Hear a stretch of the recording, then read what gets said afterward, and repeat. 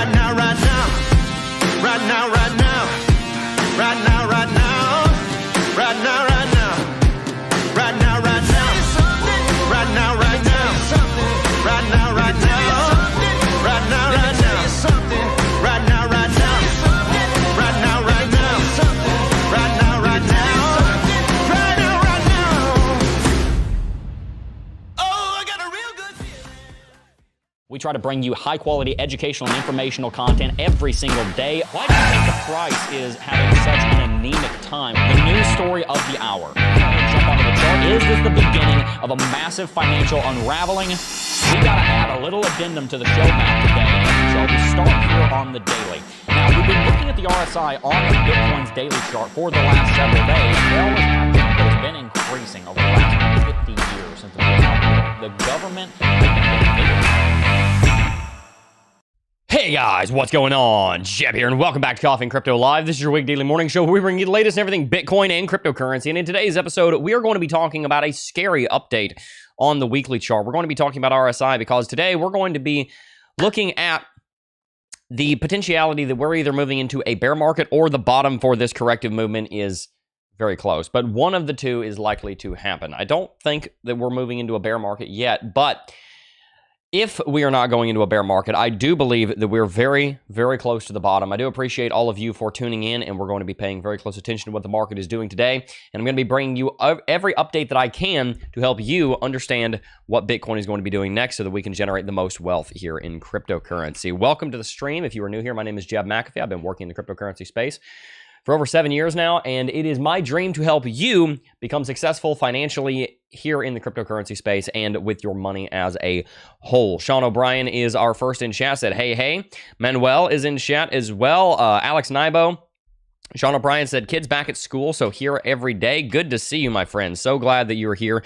Joe Bollier's here. Christina Orozco is here. Carter Elzinga is here. Bearded Hodler is here. Gold's Co 35 in chat. Thank you guys so much for tuning in. We've got a lot to cover, so without any further ado, let's go ahead and dive right on into it.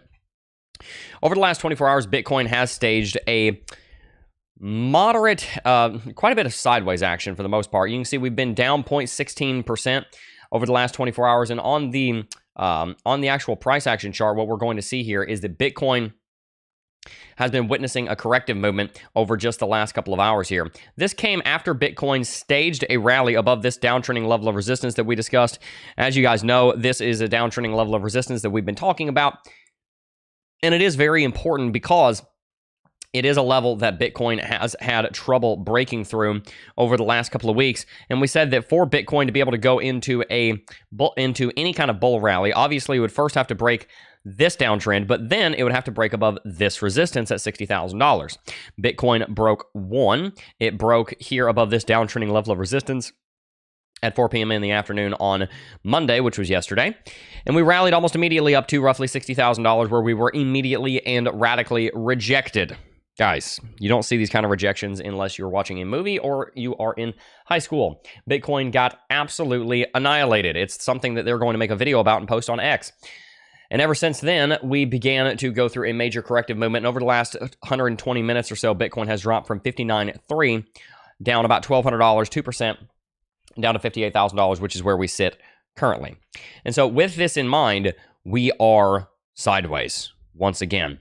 And so when the short-term market is doing nothing, then what we have to do is we have to zoom out and we have to look at the longer term because there's just not much to talk about down here. So to start out today's stream, we are going to talk as much as we can about the short term, but then we're going to zoom out and continue discussing the longer term perspective because that is, one, what we titled the stream around and what the point of today's content is, but two, it is also the only place that there's honestly really much to talk about. So on the short term, let's kind of run through what we have here. What we do have here is that the RSI is very bearish on the hourly chart. You can see that we fell down here to the 50, bounced up to the 14 interval moving average, have rejected off of it, and we've fallen dramatically down to about 38. Major corrective movement going on right now on RSI, and as well, we're seeing the same thing on MACD and the Crypto Jeb Oscillator. MACD is very bearish, has been since about 2 a.m. this morning.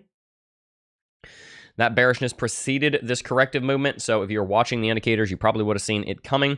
And then we're also watching here Bitcoin just kind of fall off a cliff from the Crypto Jeb Oscillator. The bulls were gaining strength here, but as we talked about, I didn't think that any kind of breakout right now would be much to be very excited about.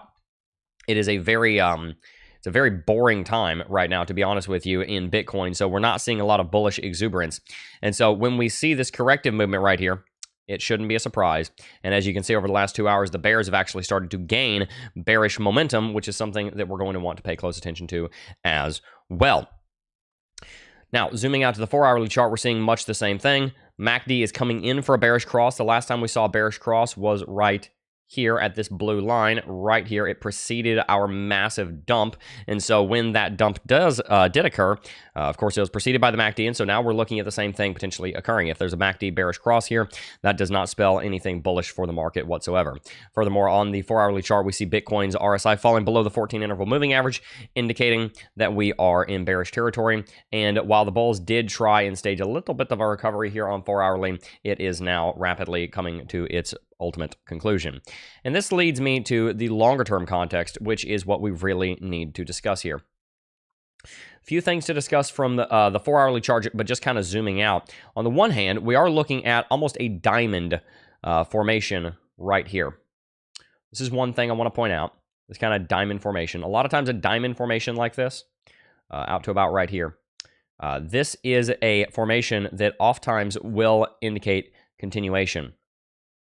And so when we are looking at this kind of diamond formation that's forming right here, it becomes a little more clear when I remove everything. It almost looks like a fish, right? It looks like you got your tail over here, we just need to boom, boom. Now it looks like the fish from SpongeBob, right? No.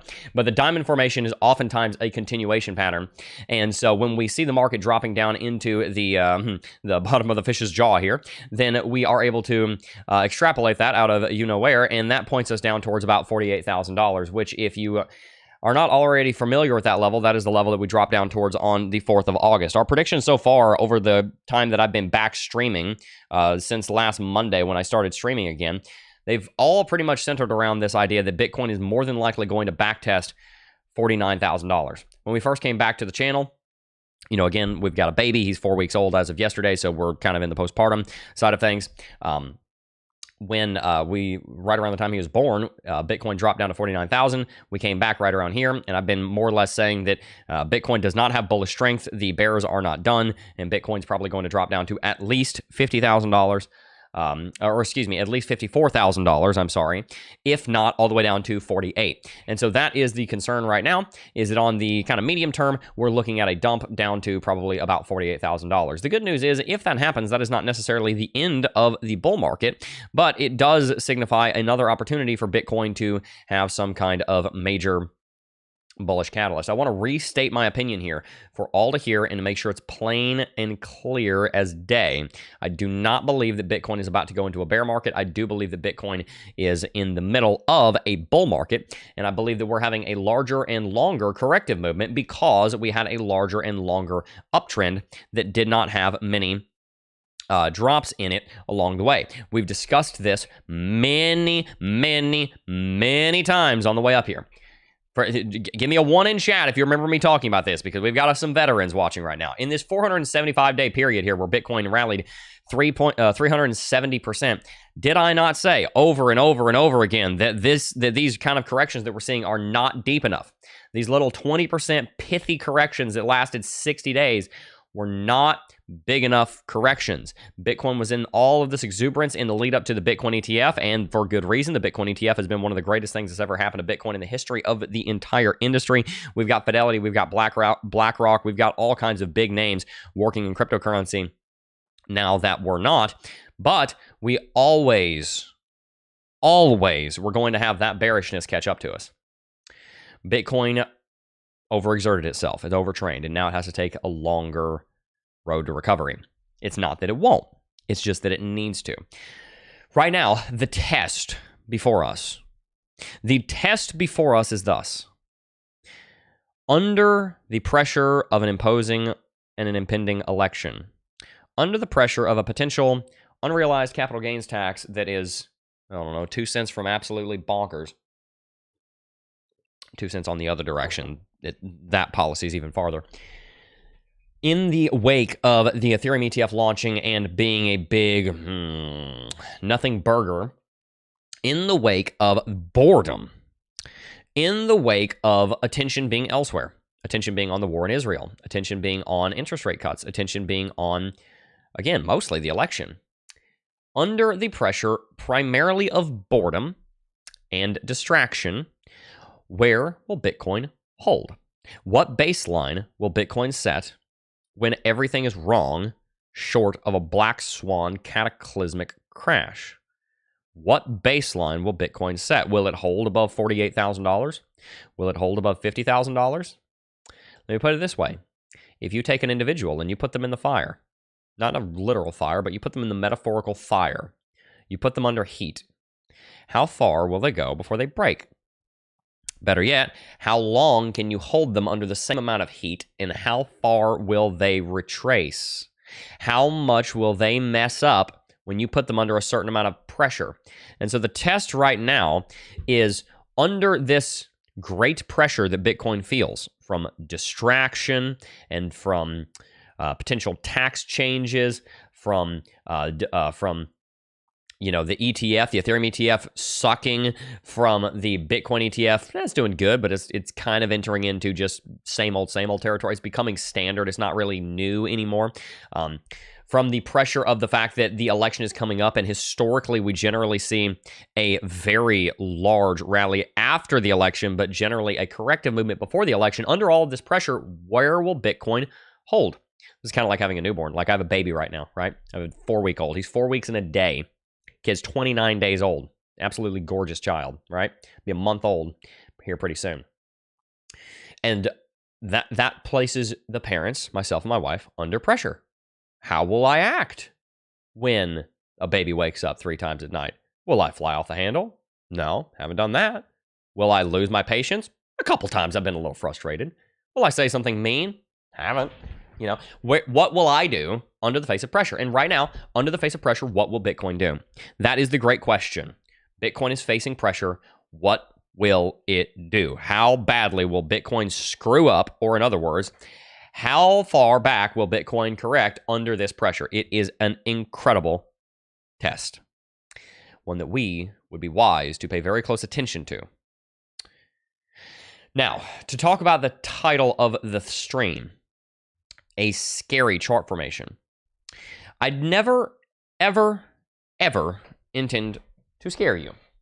And the reason for that is because I believe what the Bible says when it says, perfect love casteth out all fear. My job, since I love you, is to cast fear out of your heart, not to instill fear in your heart. So why would I use the word scary?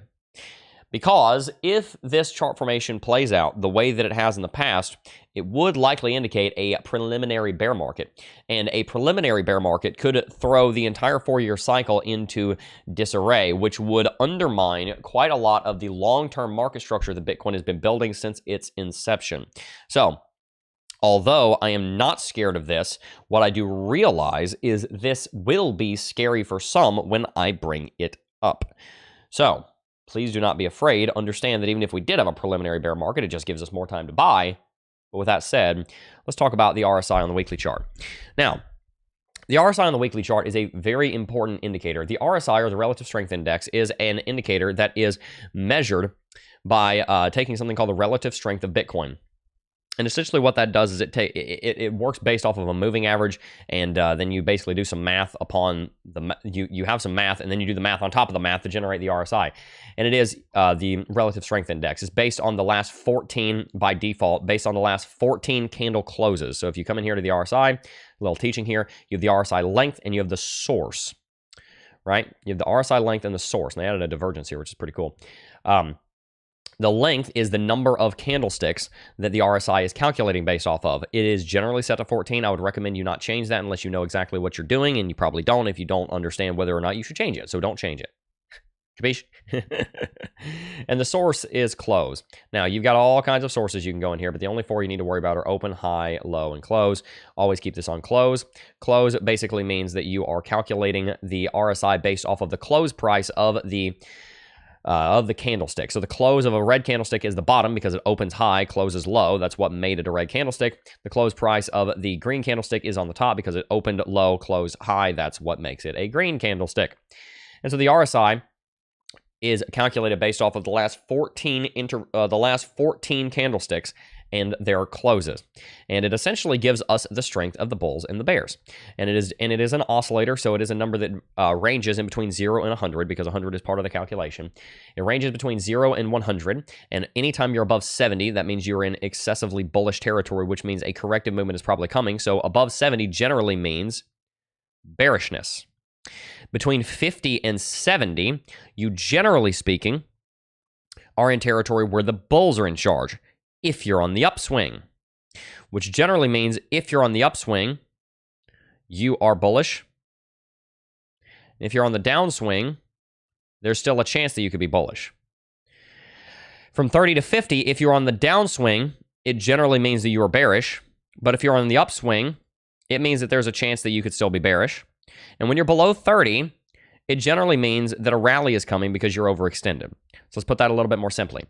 Above 70, just doing some basic teaching here for any of you who may not be familiar with the RSI. Above 70, it generally means that you're overextended, and you're probably not going to stay there for long. You can see the RSI does not stay above 70 for long when it does get there. Below 30, it generally means you're overextended, and you're not going to stay there for long. So it means a reversal is probably coming soon. When you're between 50 and 70, if you're on the upswing, it generally means that the bulls are in charge. If you're on the downswing, it means that the bulls could come back into power at any moment because you are still technically in the bullish camp.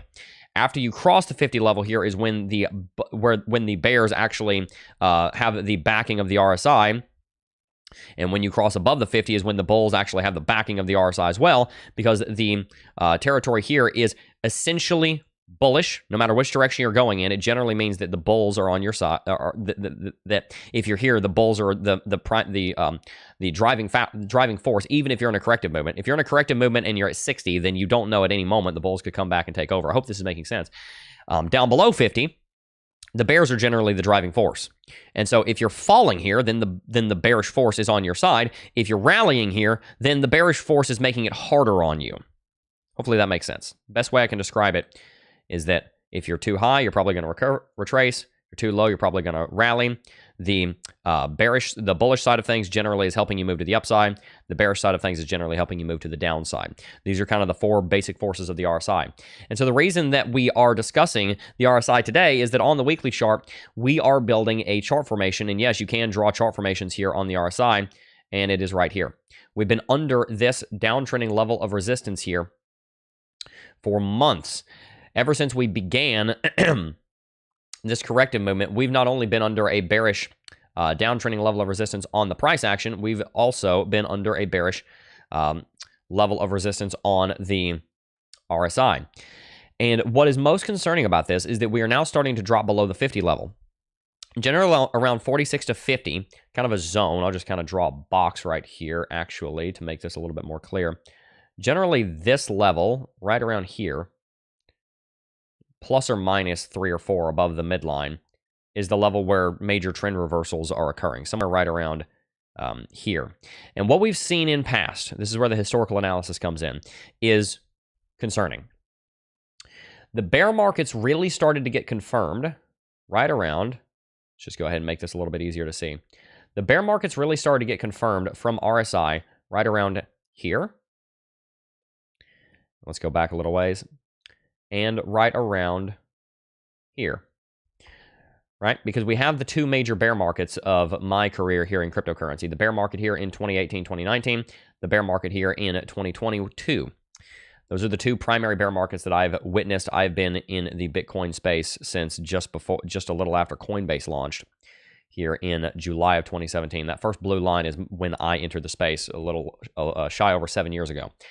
And so in that time, I've witnessed two full bull markets and 1.5 full bull markets, and we're in the third one that I've witnessed now, and I've witnessed 2 full bear markets. And so these are kind of the beginning areas of the bear markets. Yes, I think we could agree on that. Yeah. Okay. What happened with the RSI? Remember that box that I drew? Did I delete it? I may have deleted it. No, I did delete it. Oops. Well, let's bring that back because I needed that. let's take a look here. The reason I draw that box here is because it is kind of a transitionary zone. This vertical line represents the time that the RSI on Bitcoin fell below 50, and then it dropped down to about 43. From there, it would continue setting lower highs. This is almost like the breaking point. Remember earlier when I said that Bitcoin is under a test right now, just like when your character is put under a test. How will you respond to a challenge? When we are in the hospital, my wife is going through all kinds of testing. We're getting 2 hours of sleep every night. We are absolutely brutally exhausted. Am I going to be good to her? I was. I loved her dearly. I was as supportive as I could be. But we know of somebody else that that she had to go to the hospital for one night, was in the emergency room for 4 hours, and her boyfriend was cursing her out and, calling her names and saying, screw you, F you, all this. How are you going to react under pressure? I spent 10 nights in the hospital taking care of my wife. Not one time did I ever get annoyed with her in the slightest because I love her. I was put under the test, and guess what? I passed because I love her, and there's so much love in my heart for my wife that I can't possibly ever see myself hurting her like that. Will I make mistakes? Sure.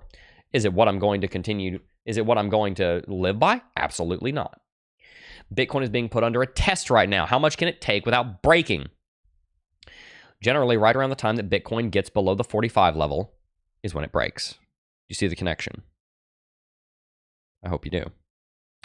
March of 2018, RSI drops below 47, drops down to 43. It seems like a minor break. It seems small. It seemed small. And in the time, because I was doing analysis back here in 2018, it wasn't something that we caught. But with the benefit of hindsight and with the entire bear market having played out now, we get to see it. Now, fast forward to when the bear market began in 2021. December of 2021. At this point in time, in December, we still didn't think that we were in a bear market. We did not know yet that we were in a bear market. It had not been confirmed. We had an overall primary uptrend that was ridiculously strong. For those of you guys who were watching the stream back then and the channel, you'll remember this overall uptrend right here was powerful. And then when we broke below it, we didn't think that we were going into a bear market. We just thought, okay, Bitcoin just got to come right back up here and bounce and test, and we're going to go to 100K.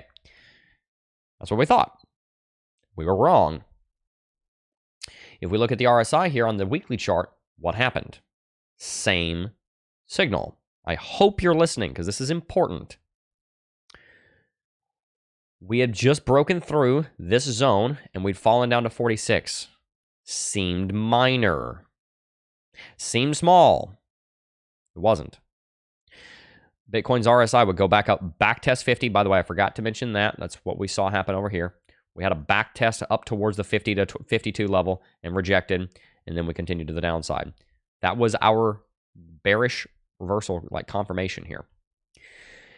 And so from there, the RSI would drop down to 37, which obviously is firmly in bear market territory. If RSI is at 37, you are pretty much in a bear market.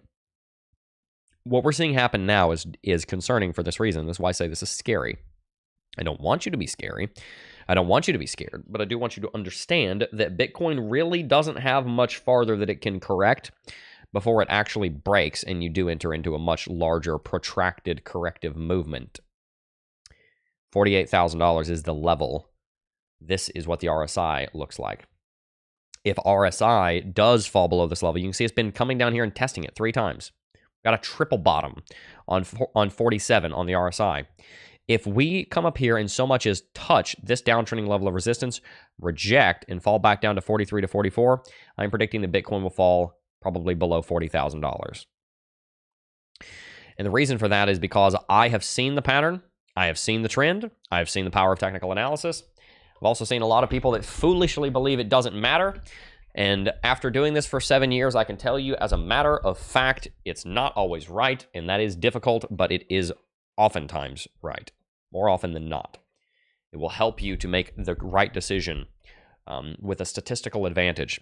And so if the RSI starts dropping down to that level, which would likely be which honestly could happen if we drop down to $49,000, then that's where I become deeply concerned that a drop down towards the 30s could occur. Could you remember to the beginning of the year when I was predicting for a larger corrective movement and it mysteriously didn't happen? I was very sure of it. People made fun of me. It was okay. That's all right. Go ahead. I don't care.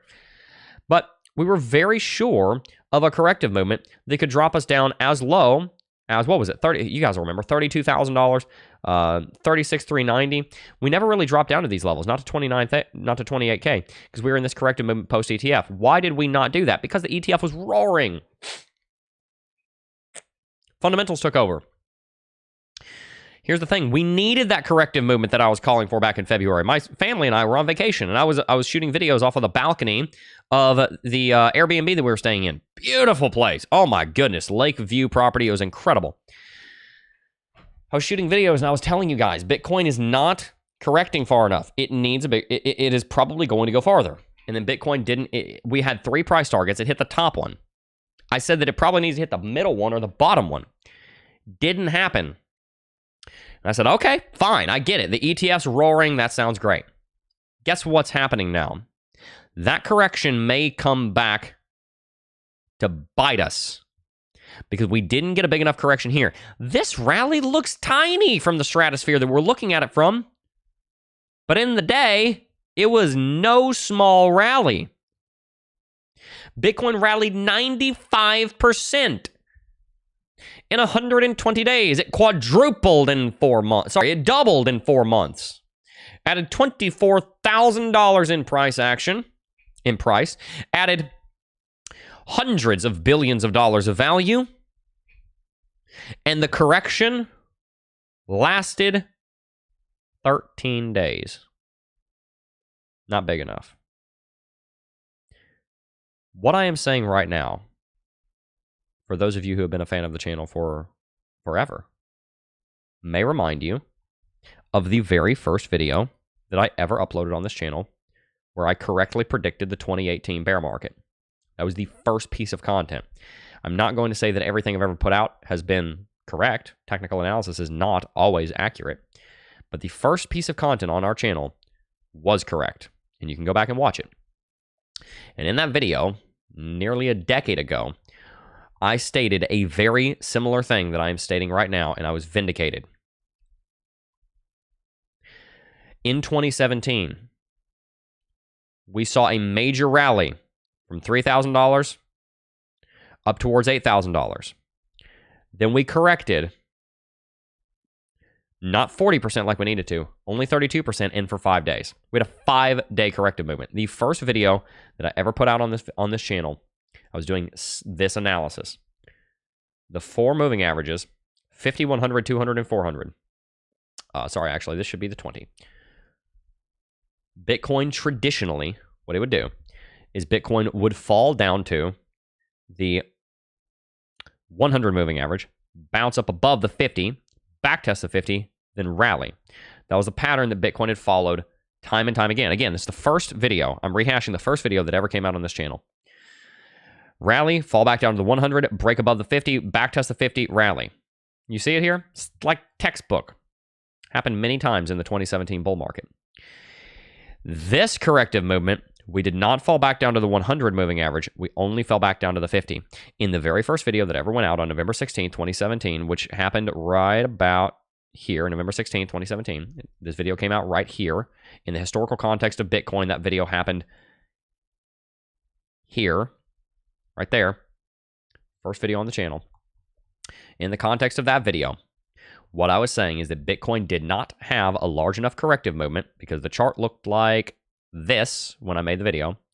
I said this chart did not have a large enough corrective movement, and so therefore Bitcoin will pay for that. It will come back to bite Bitcoin because the correction that Bitcoin should have taken here will happen, if not now, soon. But Bitcoin just keeps going. And I look and feel like a fool for a little while. Oh, yeah. Jeb, where's that correction you were talking about? Haha, no, nobody was saying that because I had a grand total of 1.5 viewers back then. And one of them was me, just hitting the like button on everything, right? But, I felt like a fool for a while. Oh, man, the first video on the channel is just an absolute bomb. It's completely wrong. What a terrible, out the gate look. Patience. A couple months later, in fact, exactly 1 month later, a 7-day 50% drop would happen. And I was vindicated. And what ended up happening is that the bear market was preceded by a correction that was too small. The correction was not large enough at all. It was nowhere near big enough. And so that correction, having not played out, came back and played out eventually. And so fast forwarding to today, now that you understand that, you might see the parallel here. We called for a larger corrective movement here. It didn't happen. And we had, 225,000 subscribers, or 232 whatever thousand subscribers at this point. So I did get mocked for this one. Jeb, it never fell back down there. Listen, I don't give a flying baloney what people think about my predictions. That's fine. What I'm saying is that a lot of people in their hubris think, oh man, Bitcoin rallied right now, it's over. The impact of this correction being so small is in the past. False. Incorrect. It is not in the past. It still has bearing. And because this correction was not large enough, this correction has to be larger to make up for what we didn't do here. Sound familiar? And that's my concern. Since this correction is disproportionately too large, because this correction was disproportionately too small, the concern then becomes that the market is fishtailing, like a tractor trailer. On the one hand, one correction isn't big enough. On the other hand, the other correction is too big. And guess what? If you do that for long enough, one of the corrections, one of the bigger corrections, ends up dropping the market so far that it freaks out investors and they think it's going into a bear market because of what we just talked about on the RSI, because that is, as a matter of fact, occurring right now. And then because you didn't have a large enough corrective movement here, you had to have a larger corrective movement here, which freaks people out so much because it's so disproportionately larger than any of the other corrective movements that happened so far in the bull market that they think the bull market is over. And then you have rampant selling pressure, and that's when you enter into a bear market. And so that's why the RSI right now is something that people are going to fear. Because the RSI detects that we very well may be moving into quite a bit more bearish territory. We need a strong bullish catalyst here, because that small corrective movement not being big enough, we are paying back that debt now, and it could end up breaking us. So a drop down to $54,000 is still our prediction. A drop down to $48,000 is still in the cards. And as scary for you, or someone else, as it may be, for us to go into a new miniature bear market, because I don't think the bull market's over, but a small bear market could end up happening down to, I don't know, $32,000 or something, cannot be ruled out. And so what should we do about this? If Bitcoin does drop down to these levels, what should we do? Choose financial sovereignty. Choose to be sovereign over your wealth. Choose to uphold the territorial sovereignty of your wealth. Here's the thing. Most people have no control over their money, and then they wonder why money stresses them out. You know what I've learned with being a father of 3 now? Anytime that I detect myself getting frustrated with my kids, it was my fault, and I already missed something. I already made a mistake. It's not the frustration that was the mistake, although that is a mistake. It was that I had already made a mistake. And generally, it's that I hadn't held a line firm enough. My son knows. Now, my daughter, she's 16 months, so she's learning this. But my son knows, if I tell you to do something, you'd better go do it, and you better go do it right now. And if I tell you not to do something, you had better not do it, or there will be consequences. My word will be obeyed, period, for your good, because what comes out of my mouth spoken to you is for your benefit. So you are going to listen. And if I don't uphold no means no, yes means yes, stop means stop, come means come, if I don't uphold that, then I will normally find myself getting a little irritated. Man, why is he not acting right? Well, because I wasn't acting right. Here's what people end up feeling with their money. They feel frustrated with their money.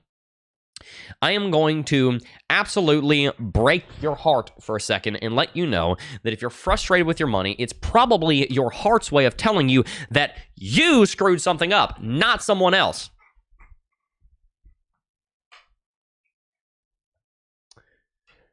Let's say my son is screaming bloody murder because he doesn't get something he wants. Now, he doesn't do that very often. He's a very, very good kid. That could be tempting to be frustrating because you know it's in a heart of defiance. Now, let's say that my son falls and scrapes his knee.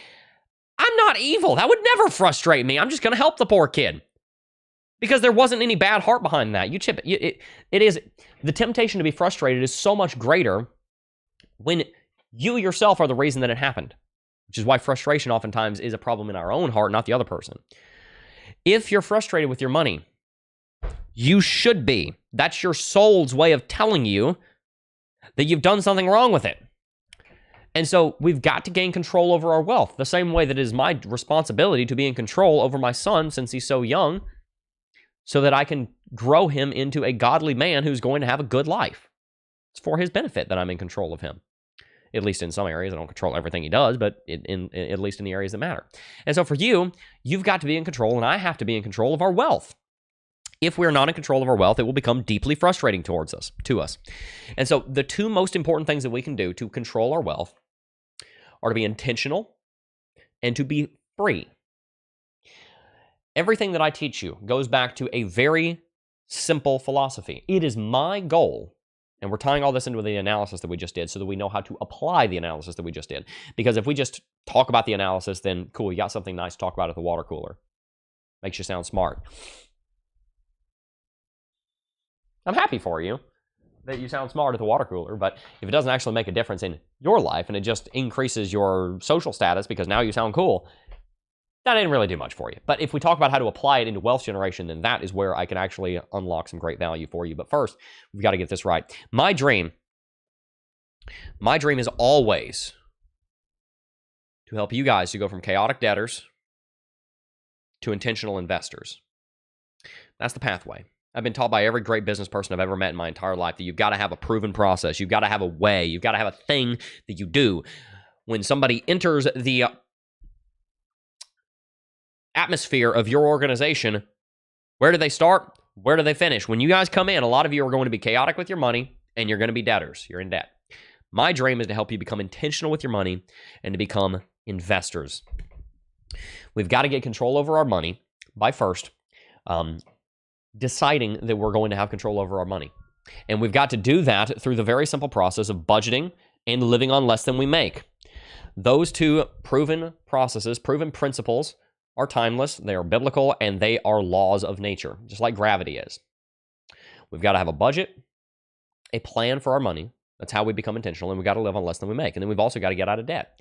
A lot of people, including myself, have played the debt game. It don't work. Wow, it doesn't work. Huh? Really? No, it doesn't.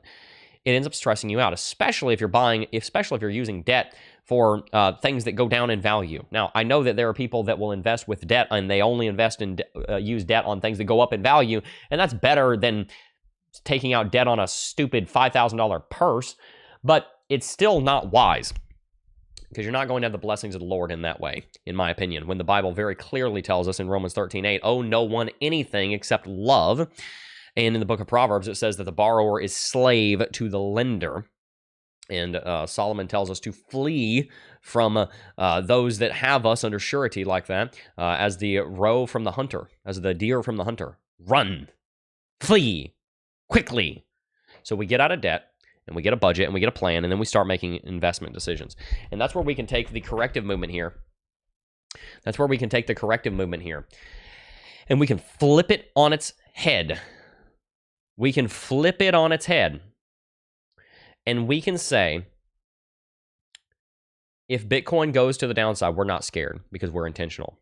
We're not in a bunch of debt. I didn't borrow money to buy my Bitcoin. Guess what? I actually own my Bitcoin. What a stupid idea.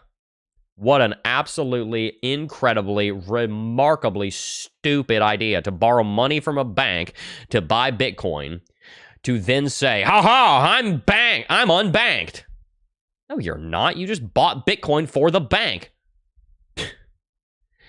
We don't invest on debt. Instead, we invest with our own cash and we hold. And then if we own it outright, if it drops in value, who cares? If we truly believe in it in the long run, it will be just fine.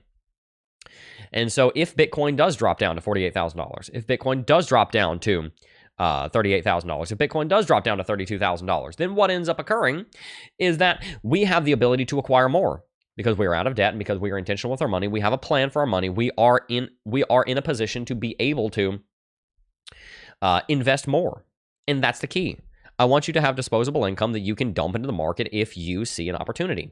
If you, like I, believe that Bitcoin is going to increase in value dramatically over the coming years, then you acquire. There was a price prediction that I saw this morning from Fidelity. There's a director of macro finance or something at Fidelity, made a price prediction of $1 billion per Bitcoin by 2038 to 2040.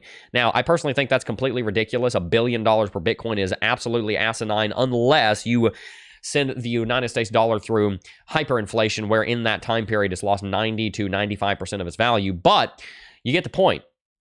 Anybody who's everybody, and we're talking about not just some random dude on the internet, we're talking about like Larry Fink. We're talking about big names, people that actually know what they're talking about, predicting a multi-million-dollar Bitcoin. If that's actually truly going to happen, and I think it will, then a drop down to $30,000 just allows you to get twice as much Bitcoin as you could right now.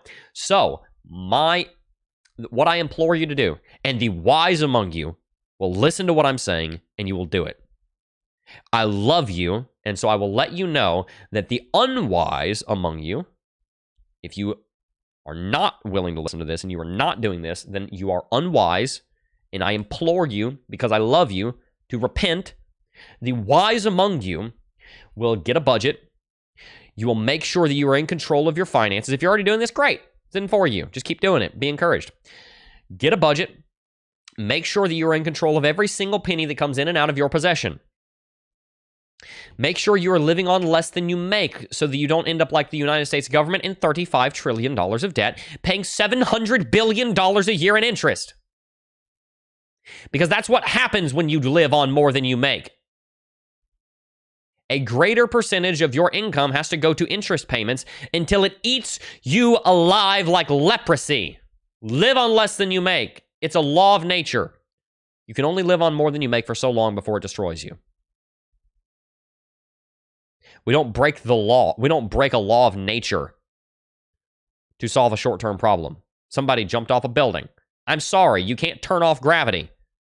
Send a plane, like set up a trampoline. Obviously, let's try and save but I don't have the option to turn off gravity, right?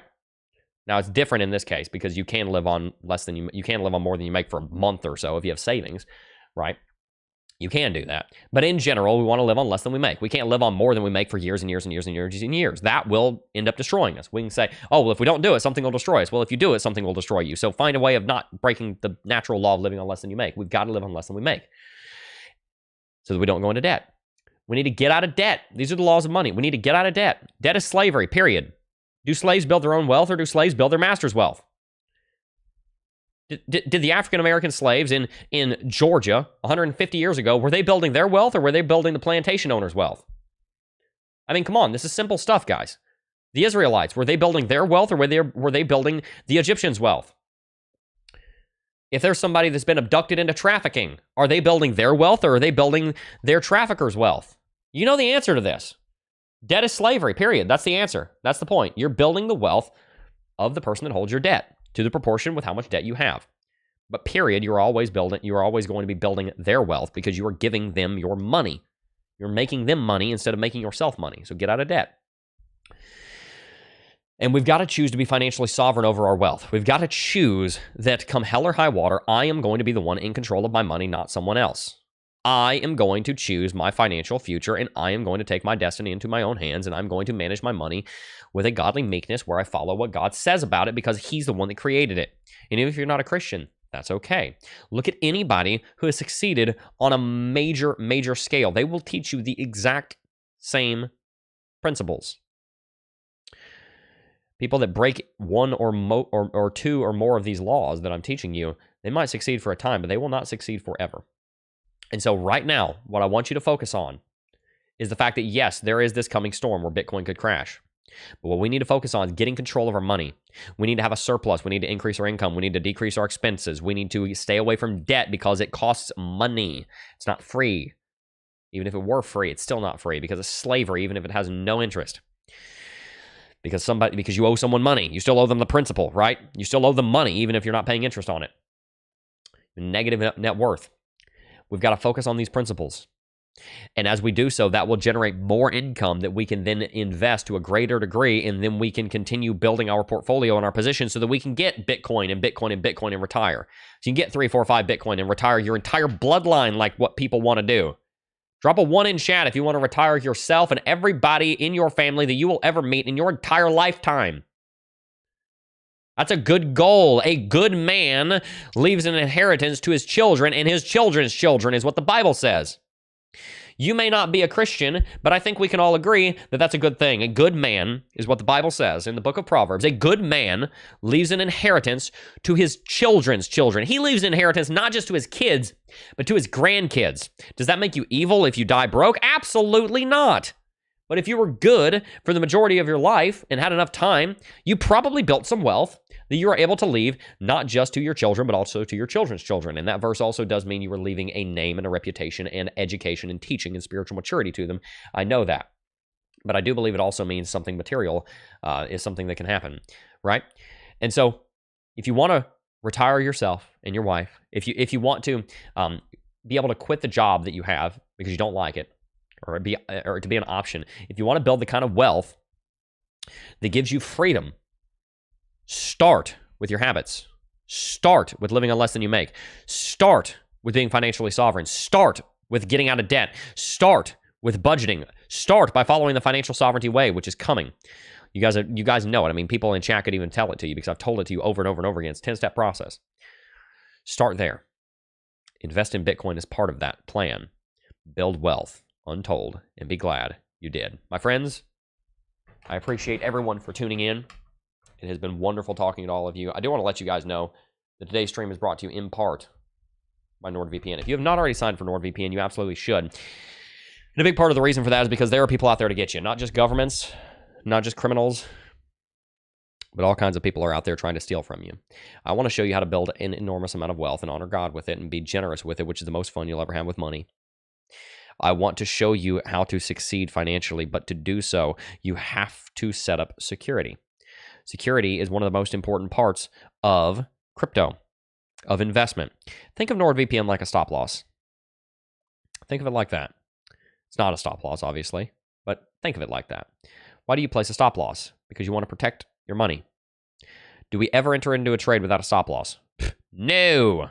Need to hear 319 no's because we have 319 people watching. We never enter a trade without a stop loss.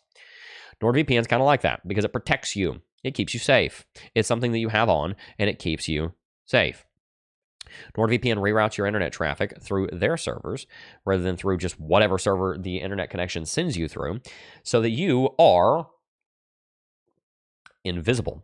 And the reason it's so important to be invisible is because if hackers and thieves cannot even see you, then that means that you are safe. So make sure you sign up for NordVPN with the link in the description box down below. If you use our link, you can get 2 years under $100. Absolutely incredible deals. Make sure to check them out with the link in the description box down below. Scary is a word chicks use. Lay off the tofu, man.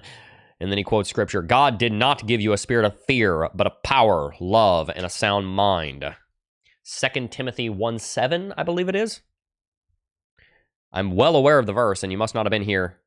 Yes, 2 Timothy 1:7. For the Lord hath not given us the spirit of fear, but of power, and of love, and of a sound mind. It's a verse I've taught to my son. Very familiar with the scripture. When I said scary in the title, as I said, I'm not scared of it. But you might be. We shouldn't be scared of it, and that's why I've been talking about what we should do if Bitcoin drops down to that level for the last 10, 15 minutes.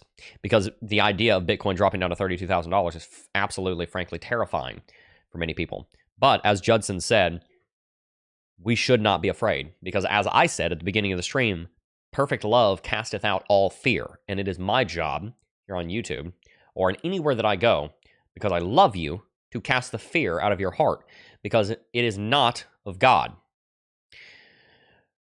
Boldness and confidence and bravery are of God. Cowardice is not a godly thing. In fact, it is a form of sin because it's a form of faithlessness. We must not be afraid. And so when you see me talking about fear in the channel, please understand that I'm talking about the people that may be tempted to be afraid, not that I am, because I'm not. I do not get afraid of Bitcoin and cryptocurrency markets. Have at times, but haven't in a very, very, very long time. Let's read a little bit more chat before we wrap it out. All right. Let's see. Stock market is sliding off a cliff. The balloon is about to pop. Yeah, let's take a look at U.S. stocks for just a second, and then I'm going to have to wrap it out. I do have to get going. We're probably going to end up going back to the hospital today to try and get some testing done. Hopefully, Sarah is going to, hopefully we can have her feeling better. Please continue to pray for her, guys. I really do appreciate it. Stock market is going through a bit of a corrective movement right now. Nothing really big enough for us to be too concerned about. Let's read a little bit more chat here. What is stop loss if you hold it for 7 years? Well, if you're holding it for 7 years, you don't necessarily need a stop loss at that point, I don't guess. I don't have a stop loss on my investments. I'm talking about trades, short-term movements. I don't have stop losses on my true investments. A true investment is something you're holding for 5 to 7 years. Although you should consider it, you should watch the investment and say, at some point, maybe this investment has become so unsound that I need to sell it. So in some way, even if you might not have a well-defined stop loss, you should be paying attention to it for the sake of stopping out the investment if it does go south. Financial sovereignty or nada? Absolutely. All right. Let's see. Really appreciate all of you guys for tuning in. John Doe said, Jeb has been calling the market like a clock. I've been skeptical, but I bet he nails it again. He just called between 48 and 54. Kick back and see if he's wrong, then call him out. Yeah, call me out. I can be wrong. I just I don't think I am on this one. I hope I'm wrong, man. I would love to see some uptrend. We've been sideways for 6 months. It's boring. I hope I'm wrong, but we shall see. Guys, make sure if you have not already to check out Uphold, an incredible cryptocurrency exchange that you can access online and also on your phone. I love Uphold, guys. We've been working with Uphold for years. And if you've not already, this is an incredible place to get invested in cryptocurrency. They've got over 260 cryptocurrencies for you to choose from, and they've got incredible technology that's going to help you in your trading. Guys, I'm going to be showing you the exchange, and you're going to see a lot of content about Uphold. Very, very excited about them. They have more choices, and they're faster than any other regulated platform in the United States. This is really cool because they're connected to 28 underlying trading venues, including centralized and decentralized exchanges, layer 2 networks, and rollups, which allows them to get you access to all kinds of different tokens that even when they come out very, very early. That allows you in one place to invest in new projects, which is incredible. Look at this. Magic, listed on Uphold 29th of November 2022, listed on other platforms several days later. Listed on Uphold 21st of December, listed here 35 days later. RPL, I don't know if it's going to pop up, but a lot of listings come to Uphold a lot sooner than they come to other cryptocurrency platforms. So make sure if you've not already to sign up for Uphold and join millions of people that are already there. Make sure to check the links in the description box down below. I hope you guys have enjoyed today's video. If you did, make sure to hit that like button and subscribe to the channel. I have to wrap it out, but before I go, I do just first want to thank each and every single last one of you for watching, as always, and I will see you guys in the next video. Peace. Oh, I got a real good feeling.